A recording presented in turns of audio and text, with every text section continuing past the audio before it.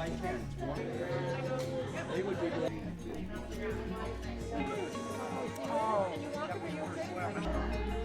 You can sit here and you can sit anywhere you want.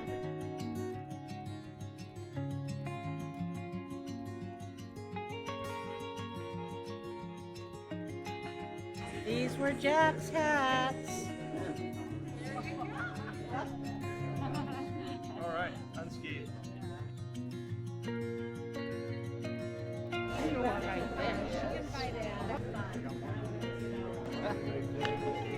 My brother Dave here, man. Hey, my grandma is the awesomest ever. And my mama was the best of the best.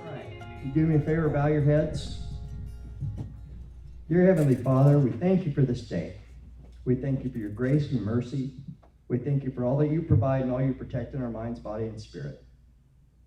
Lord, give us your strength, your wisdom, your peace. And let's just bless this day, Lord. And it's in our Savior Jesus Christ, most holy and precious of all names.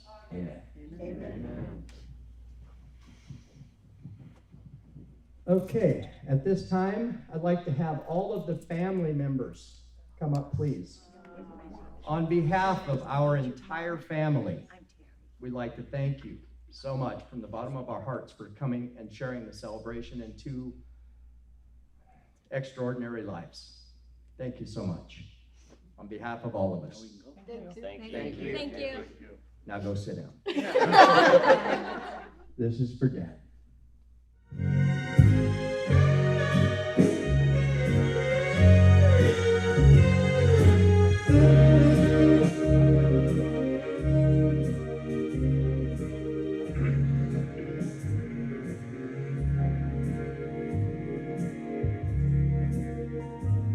Came going in from across the sea,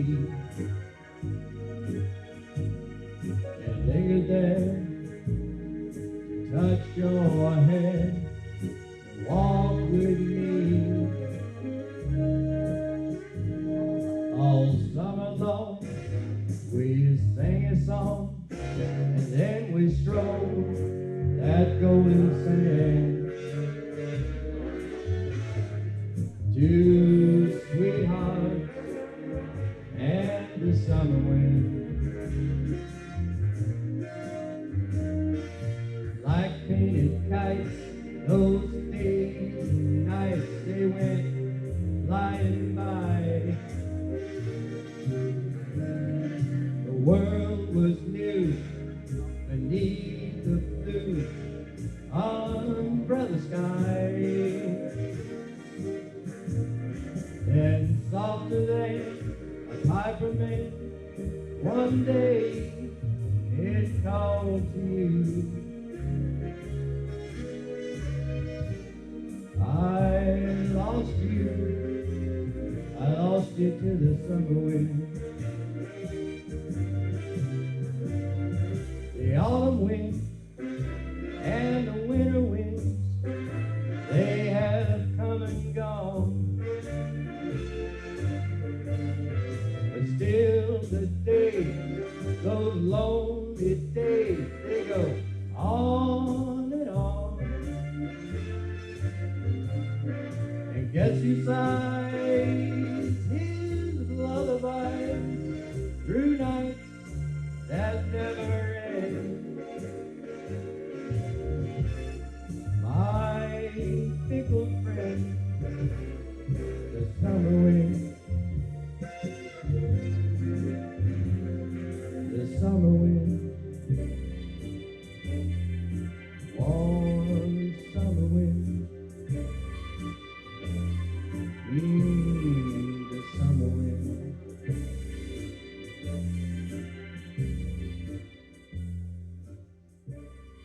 Love you, Papa.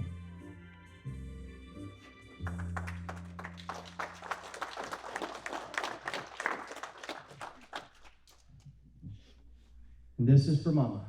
Karaoke was something that Mom and Dad really enjoyed coming down at where we lived. When Lillian would come down and do karaoke where we lived, it's something they really enjoyed. coming down and watching everybody sing. They had a favorite, I don't know who that was. They were biased, maybe just a little. But I really enjoyed singing to them and for them, and that's why I wanted to do this today. Somewhere there should be, for all the world to see, a statue of a fool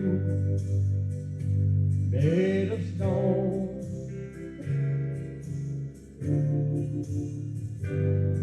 In the image of a man who let love slip through his hands, and then just let him stand there all alone.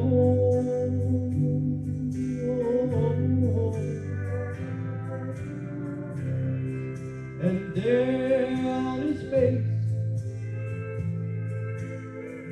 a gold tear should be placed to honor the million tears he's cried.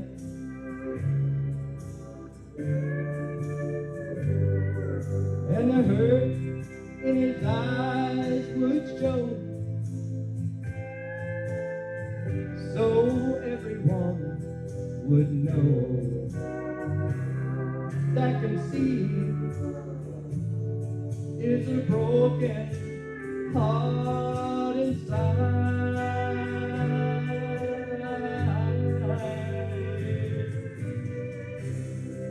So build me a statue, and Lord, build it high, so that all can see.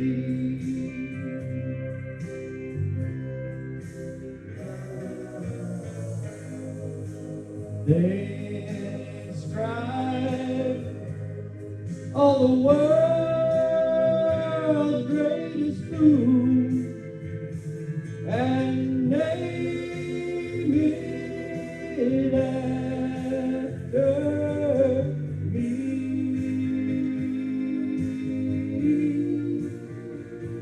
After me.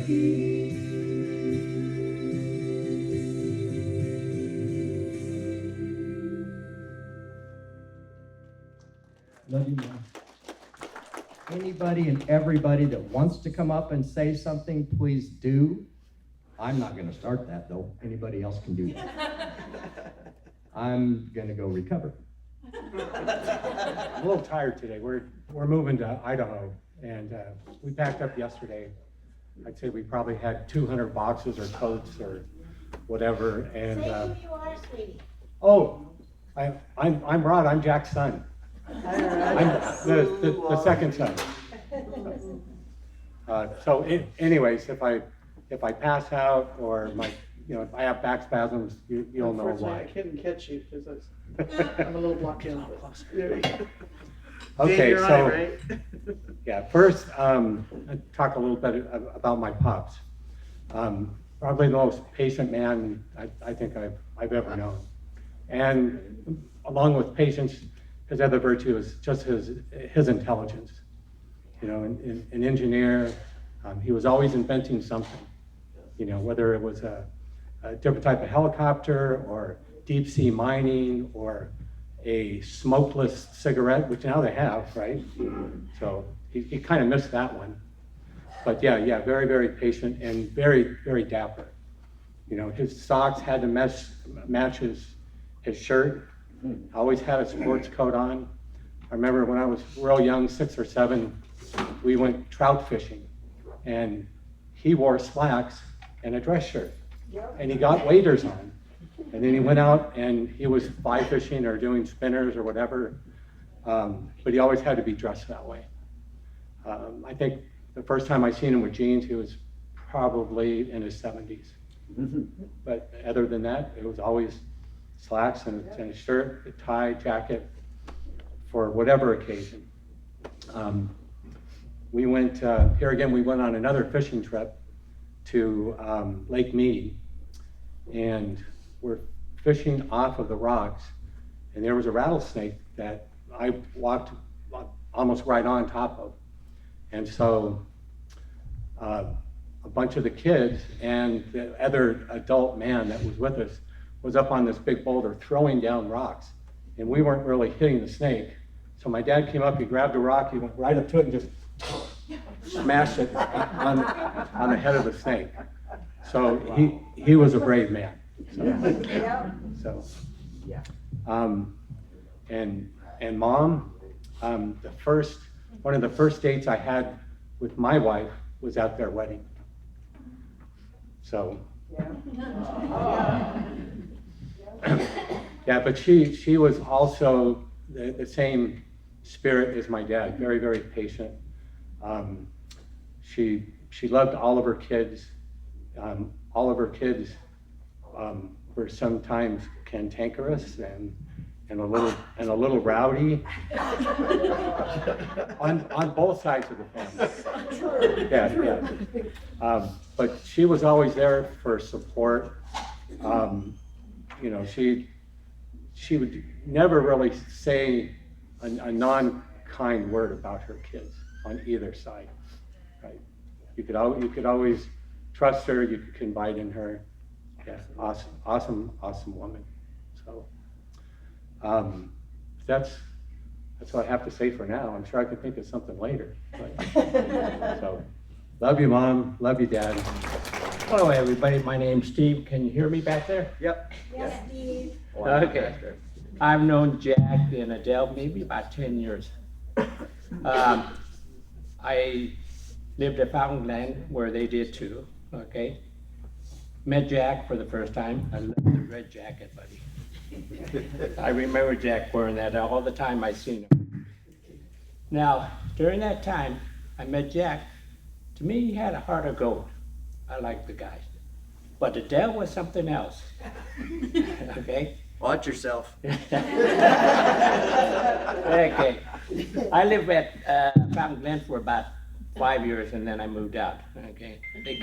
They kept on raising the rent over and over. Every year it kept going up. I couldn't believe it. So it's time to move. But during the time I was there, me and my friend, her name's Lupe, over there, we got water volleyball going at that place. Adele, we got her out there. Even though it was cold, she was still out there. She came out every week. She loved it. At first, it was kind of tough. I'd say about maybe 3 or 4 times. She was like standing just like this at the net. We had to put her in place all the time. Okay, where to go? Okay, and we always put her in the shower in because she didn't know how to swim. Okay, but on the other side was her son. Okay, we came across a lot of times where he got up and spiked it, hit her in the face. Oh, he's tattling on you now. Oh God, yes. We'll talk. Yeah. But she started to get better and better. She loved it. She came out. She was always early before anybody else coming out. But she got better and better, and she did some unbelievable hits. We couldn't believe it. Okay, for her age, that was unbelievable, because she said she used muscles she's never used before. You know? But we're gonna miss them. They're great people, okay? And it's great to talk to you guys. All right? Fountain Glen, how you guys doing back there? Pop came into my life about 1974. I was just a 13-year-old kid. And by the time we got to 16, 17, 18, he and I were working on houses together out in Topanga Canyon, Agoura, Malibu. And I remember vividly being under houses in Malibu, digging irrigation trenches because their soil, everything was sliding. And, you know, he was in his early mid-50s at that time. And we're under houses digging ditches and trenches and putting pipe in and filling it with rock, and he was hardworking. I remember when he worked at the cleaners, where they met. They met at a little place in Downey called Model Cleaners. And they worked their fingers to the bone, both of them. Yeah, bony fingers is what they got, that's right. But Papa he was kind beyond the fault. Like Rod said, most patient man I think I've ever met. He had to deal with a lot of us, and God, Lord, we're sorry, Father. Papa, we're sorry, truly. Because we put Mom and Dad, some of us, through a lot of paces. And they saw us through it, right to the end and to the other side, because they knew there was a better day coming. And thank the good Lord it was. Papa was the really only father I really had. My dad was an alcoholic, my natural father. And we left him when I was 4, so I really didn't know the man. He was abusive and alcoholic and wouldn't work and, all those things you look for.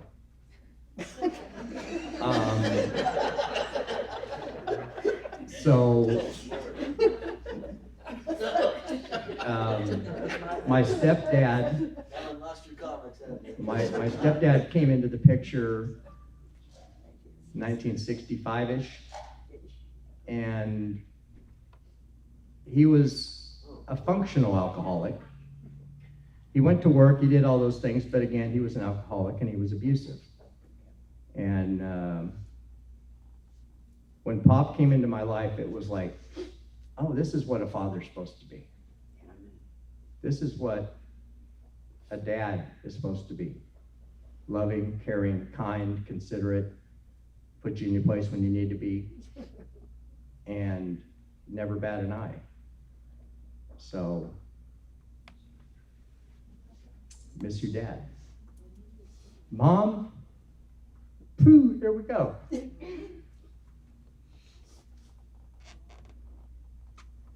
Mom is next level. Whatever level there is before we get to our Heavenly Father, that's where Mom sits. She's been my rock. She's been my best friend, my confidant. Anything and everything I needed, she was that and more. When I was a little kid, she told all of friends and family, not all, because there were some that weren't listening. But she would tell other friends and family, if something happens to me, get a hold of David, because he's going to lose his mind. And today, She wasn't wrong. But I gave my life to Jesus Christ 35 years ago. And for about 2 weeks, that was really happening. And then for the next 30 years, I didn't trust my faith, I didn't live my faith, I didn't walk my faith, I didn't think about my faith. And so I lost everything and anything that meant anything to me in my life. And I was lost. 7 years ago, I hit my knees and gave my life to Christ, knowing, left to my own devices, I can't do this. I need him. I need his strength. I need his guidance. I need everything he is that I'm not. And the last 7 years have been the best years of my life. He gave me my life back. He gave me my family back. He gave me everything that I threw away. And so when Dad was sick, for the last couple of years, I've been trying to plant seeds with Dad, because Dad grew up a very strong Catholic in a very domineering home. And when he got to be a young adult, he kind of pulled away from that. And he dove into other interests, science, technology. Like Rod said, he was always thinking about the next thing. And so probably a week before he passed, You know, when I'd go over for dinner, almost every night, my wife and I, Colleen, would go over to have dinner with them. And he'd start eating, and I'd say, and he'd, oh, that's right. And we'd join hands, and we'd say grace. And that got to be a habit with him. And the week before he passed, I'd come over every night, and I'd sing him a song, and we'd talk. Mom was sitting there right by my side at his bed. And one night, on a Wednesday night, I believe it was, I said, Papa, have you thought much about giving your life to Jesus Christ? And he said, yeah, I'm trying to get there. It's hard for me. And I said, that's okay, Pop. You take as long as you need. Just know that once you cross over, there's no do-overs. So think about it. So I came the next night home from work and was sitting at his bed, talking with him, sang him another song. I think I sang him Peace in the Valley. And I said, Poppy, you think much about what we talked about? And he said, yeah, I have. And I said, good, I'm gonna pray with you right now. So we did. The next night I come over and I sung him, I don't know what. And I was getting ready to ask him something, and he took his arms up from his side and he raised them up into the praying in front of him. And I looked at him and I said, Papa, you've accepted Christ as your Savior, haven't you?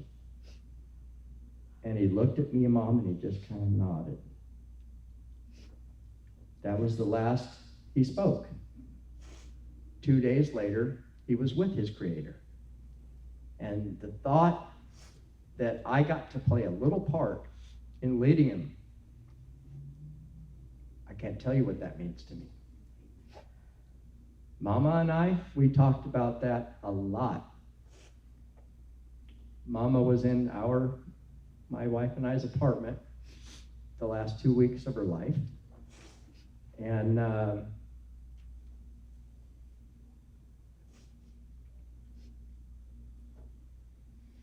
she got very weak, and she couldn't get out of bed the last week. And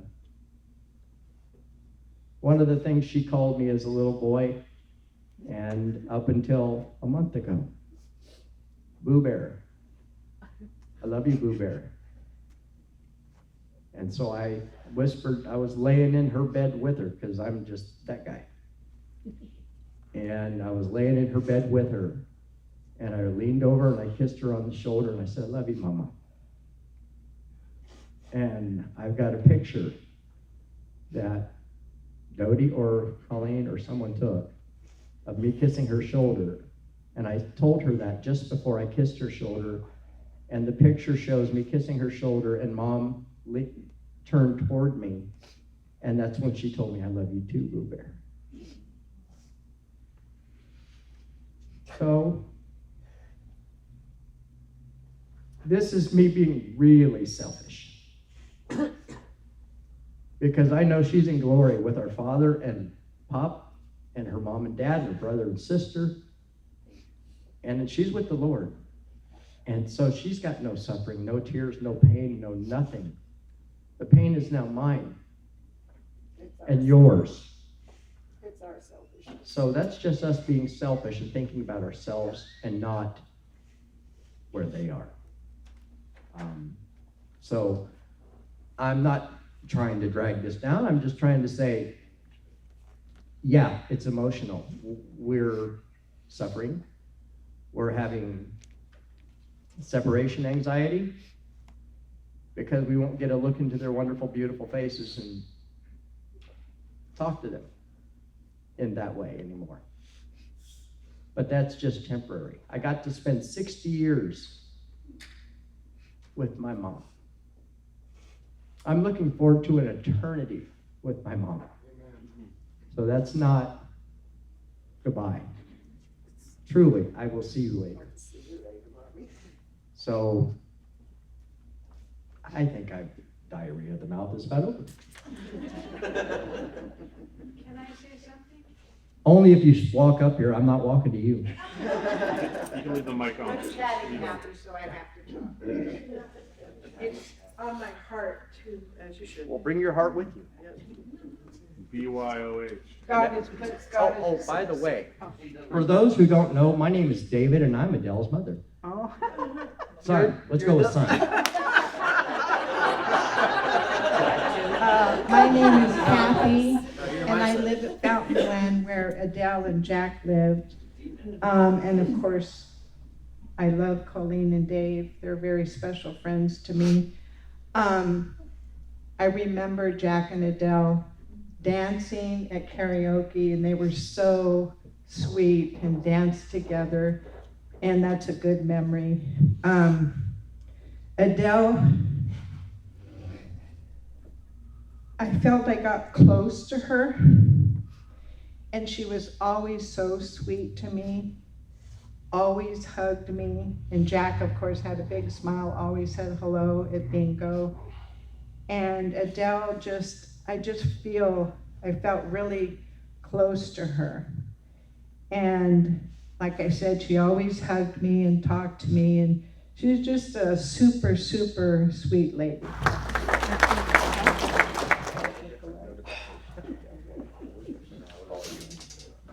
So without crying, I'm gonna cry a lot.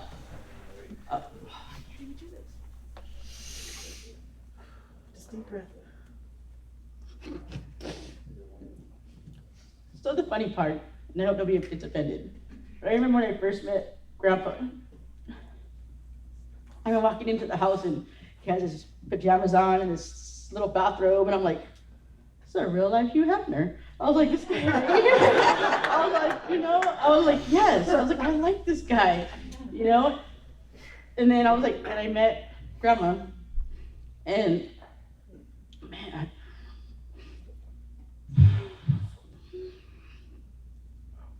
Growing up as a kid, sometimes we don't always have who or what we need.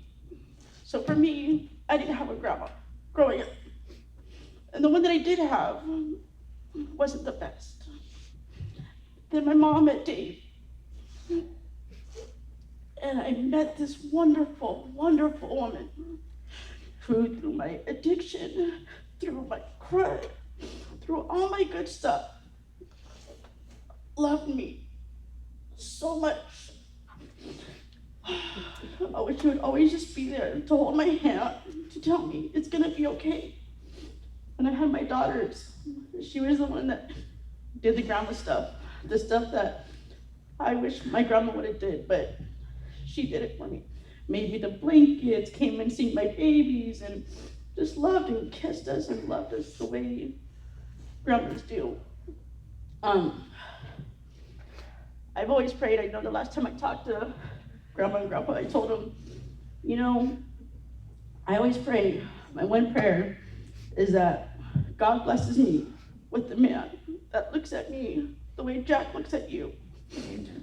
That love for me. I pray that my daughters are blessed with that type of man.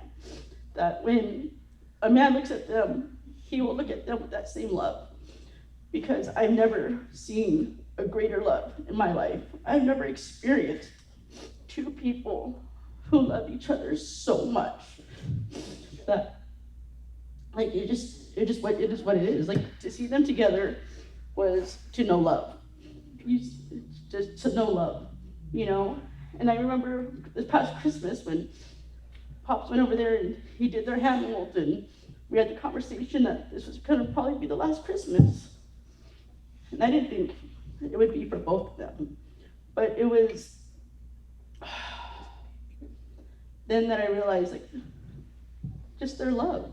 I thought we already knew, Grandpa was getting sick and that would probably be it. But to see Grandma hold on the way she did for him, that love she had for him, to see her hold on the way she did, I want that one day. And that's my prayer. That's how I'm blessed one day with somebody like Grandpa, But thank you guys. I'm sorry. Did you want to say something? I needed my emotional support person. But thank you guys. Thank you. And the Fountain Glen folks are kind of my family. You know, I was doing karaoke there for quite a few years before COVID, and then we had to shut it down. But I met a lot of the nice folks there, including Jack and Adele, and it was cute because, as Dave said, she did have a favorite because whenever they were there before Colleen and Dave, they would always make sure, you know, Dave's coming, put him on the list. So, and then she would tell me sometimes the first song she wanted him to sing. So I did get that. And as she was talking about the love that they had for each other, any slow song, anything, they would get up and they would dance together. And it's just, they were always very courteous of what's going on between the two of them. So those are the kind of things that you take away from them if you're just the person on from the outside looking in. And that's what I saw from a distance. And I tell you, I was blessed to know them for the short time that I did. So I was just blessed. So someday, you know, I hope everybody gets a chance to have that kind of love. And, you know, not very many people like that distance. You know, you find that you can't live without the other person. So kind of that's, you know, blessings so they're up there together right now. So, but anyway, but I know there's a lot of people in here who know them, especially from Fountain Glen and family members. Don't be shy. Come on up. Tell people your best memory of them. Well, to everybody that's here today, it's a very, very wonderful occasion to be able to attend this. To our friends, Dave and Colleen, I would say to you, you are the epitome of your parents. Every single day that I see you guys, it's just a reminder of who they were. My memory of them is that, like many, I would see them out at volleyball. And there wasn't a time when I was out there that they wouldn't say hello to me and ask me how I was doing and have a bit of conversation. I haven't been at Fountain Glen that long to have known them like others here, but it was long enough. And my fondest memory of your parents was when they would decorate for Christmas. They ushered in Christmas at Fountain Glen. When they put their lights up, the holiday started. And it continued until the end. They were always out there. It took them a little while sometimes to put it up, but they did it. And they did it in grand style. So they were great people. And, you know, we are a family at Fountain Glen. So when you lose two of your members in such short order, you start thinking, you start realizing how precious life is and how we need to hold on to it, as you guys are doing, and many. I'm not saying that, you know, people aren't there in spirit with the Lord. They are, but it's very, very special when you have people like Jack and Adele.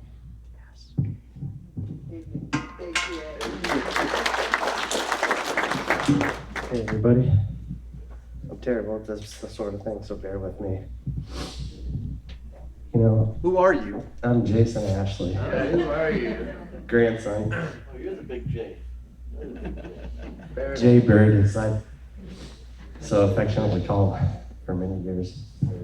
But, you know, I didn't get to spend a lot of time with Grandma and Grandpa like probably a lot of you did. You know, I grew up in Ames, Iowa, pretty far away, not easy to get here. And they're very, very special people.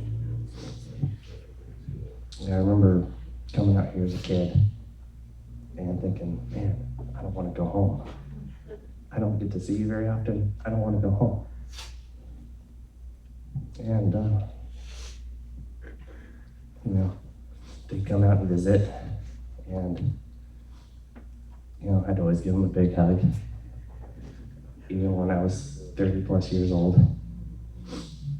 I'm starting to tower over Grandpa. And I want to give him such a big hug. And I'm just like, I don't want to hurt you. But I did it anyways. You know, he'd come out and sit out on the patio, out on the back patio in August. And he'd come out wearing slacks, full get up, long sleeve button up shirt, sweater vest, everything. This is in August, end of August. We're talking 100-degree weather plus humidity. And he was still wearing it, and I was in awe. Yeah. Now, there's Grandma. I didn't get to talk to her very often either, but when I did, she was always saying, "Hey Jay Bird, how you doing?" And I didn't want to hang up the phone. I called maybe a couple weeks before she passed. And I talked to her and Colleen and Grandma, and I told her, you know, how much I missed her and how much I wanted to see her, and that we were coming. And I didn't make it. I didn't make it.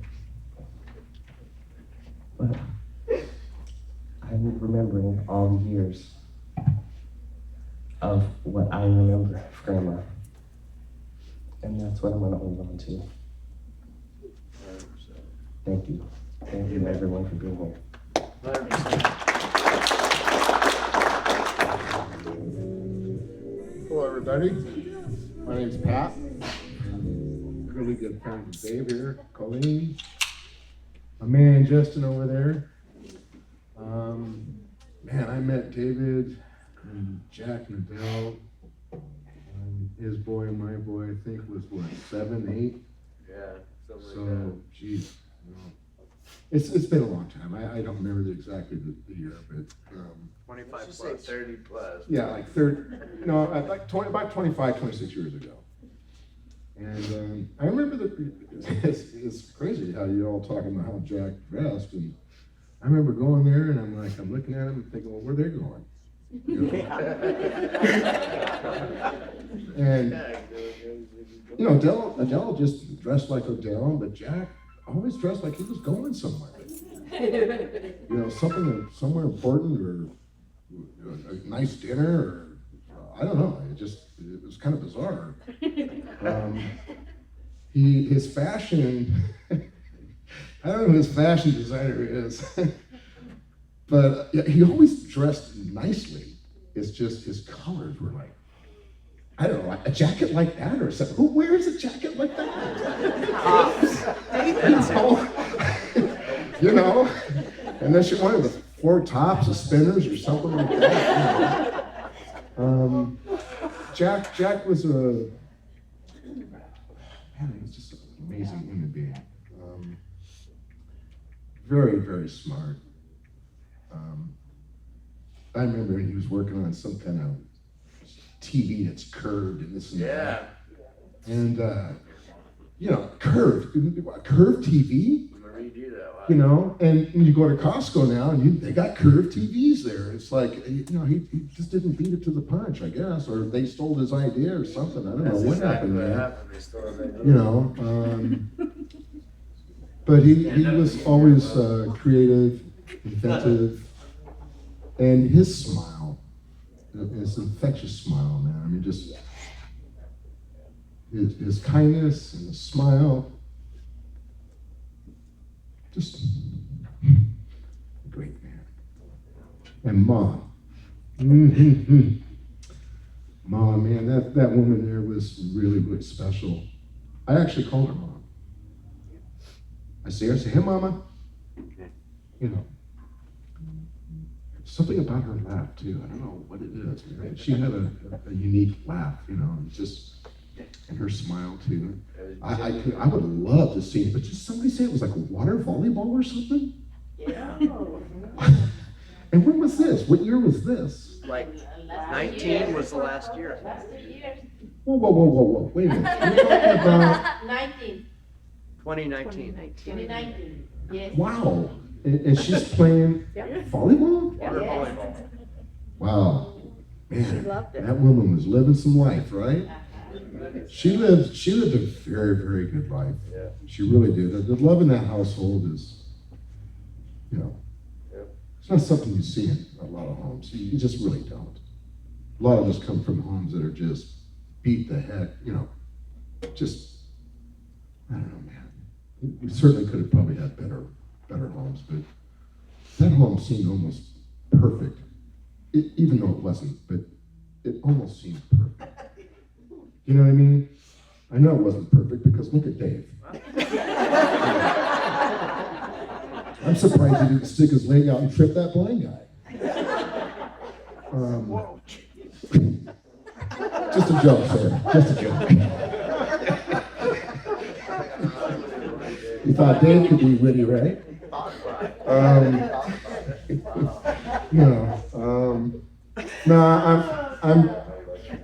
I am so blessed to have met those two. It's been so many years since I've really seen them. Because you know how it goes. You know, we get married, we move on.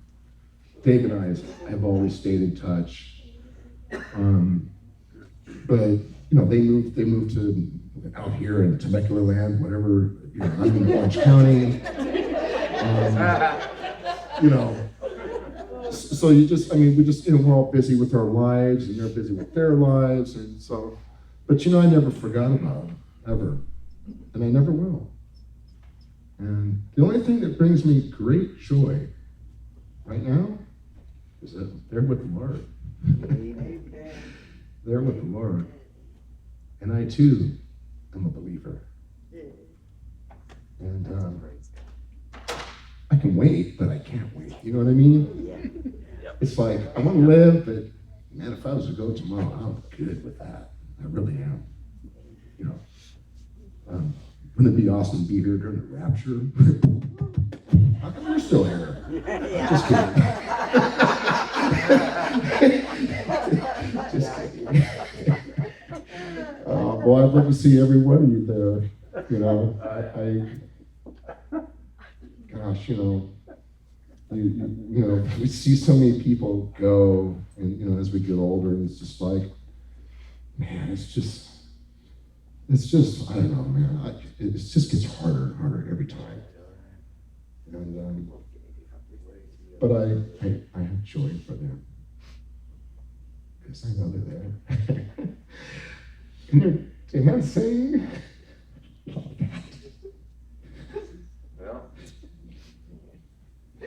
That's what they're doing, brother.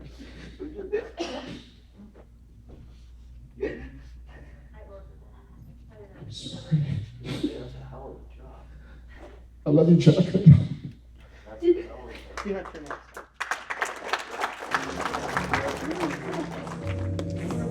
That's what they're doing. This is us being Sorry for us. I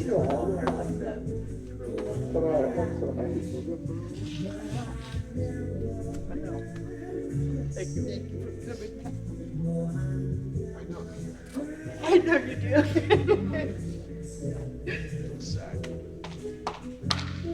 no, I can't. No, what is it?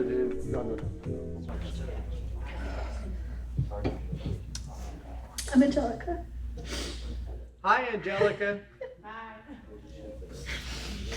I didn't have a lot of memories that I should have with my grandma and my grandpa, but I made sure that my grandma was able to meet my two little girls. And that was one of the best memories that I could hold on to. So thank you for everybody for sharing your memories, because I will hold on to those because I don't have any with them. And this is my granddaughter. I am Dave's sister, Dodie. This is my granddaughter. She was taken away from us for a long time. And we just recently got reunited again. And she got to meet her grandma. She didn't get to meet her grandpa. But we're all family again. And we're gonna stay that way. Thank you. Okay, to get down to business, who gets the Elvis stuff? You didn't have to watch the Elvis documentary from start to finish? Your mother had to sit through The it. Elvis stuff is already spoken for, it's gone. Okay. Year I came out and visited, my dad had me watch that. You bet. And if you've never, this is back to their Christmas thing, they were fantastic. The way they decorated that patio was wonderful. I just wanted to check on the Elvis stuff. I'm sorry, who were you? Mike Schwartz. Thank you, Mr. Schwartz. I'm like already nervous. I hate public speaking. So just turn around and speak to the wall. Okay. No, I just wanted to say, because we're all just sharing memories and stuff, so it'll be short and sweet, but thinking of my grandma and grandpa, I think my favorite memory, or like when I think of them, like I always think of events or like family gatherings, or anytime I knew I was going to see them, both of their eyes would like light up like the second that they would see me. I could like see they were genuinely happy to see me. But especially grandpa, when I think of him, like the key phrase every single time, without a doubt, when he would see me, he would say, "Hey, cutie." So I just wanted to share that memory. Every time I think of grandpa now, I'm just gonna think of, "Hey, cutie." Good.